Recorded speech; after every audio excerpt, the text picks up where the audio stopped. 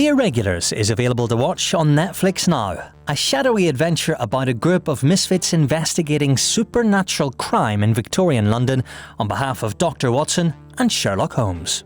It's a show that provides an interesting challenge from a VFX perspective. The team not only has to show an authentic Victorian London with era-appropriate landmarks to help orientate us, but also demonstrate a suite of otherworldly special effects that feel real enough to keep us grounded in the grim reality of the show.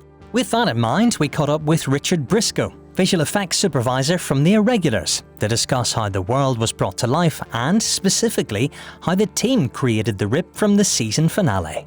So this is where I become a god. Work on one of the most striking effects in the show started long before we even see it. We're talking about the Rip, an interdimensional tear in time and space from which some of the show's characters draw their power. It's such a crucial part of the story and world that the design took over 12 months, beginning with the preparation for the first episode.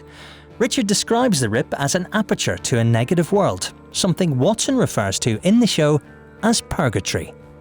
My way of conceiving it is that if you imagine a ragged, torn, half-rotten bit of cloth hanging and it's threadbare and there's a hole gaping in the middle of it, that's the hole we look through, and through that we see endless depths.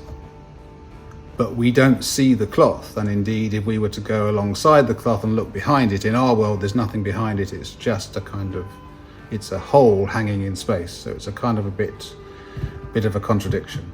In some respects, the team approached the Rip as if it was a character. It's not sentient as such, but it was designed with a presence and liveliness to it, responding to the raised emotions or the threat of Jessie. It's also something that has to evolve over the course of the show. When we first see it with Linen Man, it's collapsing and partially defeated, and when he's drawn away, it becomes more chaotic and unstable. It almost has an arc or lifespan of its own. It's negative energy, in the sense that it's evil, but the team also approached this from a photographic perspective of inverted colours, a period-appropriate nod that references the setting as the dawn of photography. Because of this, the colour palette presented a challenge. The team wanted to present the blues, cyans and dark greens we associate with negative images, while making sure the Rip didn't feel aquatic or electrical.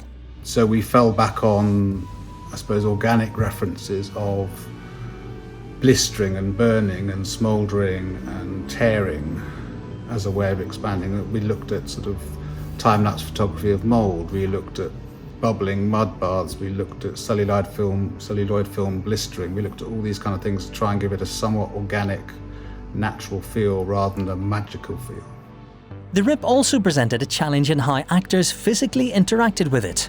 To create these scenes, the team used witness cameras to provide a second angle on the action, so they could better judge where everything is. When Jessie or Sherlock immerse their arms in the Rip, for example, a witness camera is essential for working out spatial information. They also use laser lines to accurately plot points of intersection, and the lines were painted out in post. As you'd expect, the bigger effects, such as Alice dissolving and disintegrating, required a more comprehensive approach. In this case, it meant the team had to calculate the approximate three-dimensional geometry for her form. Utilising the same kind of particles and textures that we've used inside the Rip, we start to bring them in and through her as if from within, so that we can start to actually unravel her or dissolve her. So as you watch Alice dissolve, the bits of her that are still recognisably Alice are as photographed, the bits that are the particles and the streams of vapours are where we've erased the real Alice and just replaced it with this other material. So there you go. Let us know what your favourite moment in The Irregulars is, and remember that if you haven't already seen it, the whole show is available to watch now on Netflix.